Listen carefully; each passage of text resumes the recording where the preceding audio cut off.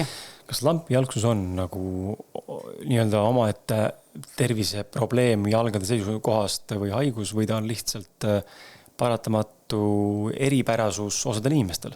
Ei, ta on ikka probleem, sellepärast, et sellest tekivad ka kõik need muud. Lülisamba nihestused, põlvedel probleemid, puusadel, ehk siis selle jaoks on ka omad vahendid, millega seda lampijalgsust siis toetada, et see jalatald oleks õiges asendis. See lampijalgsuse puhul on tegemist alapronatsiooniga?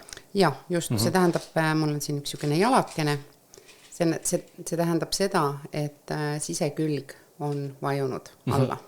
Ja tänu sellele, kui nüüd jala sisekülg vajub alla, samuti vajuvad.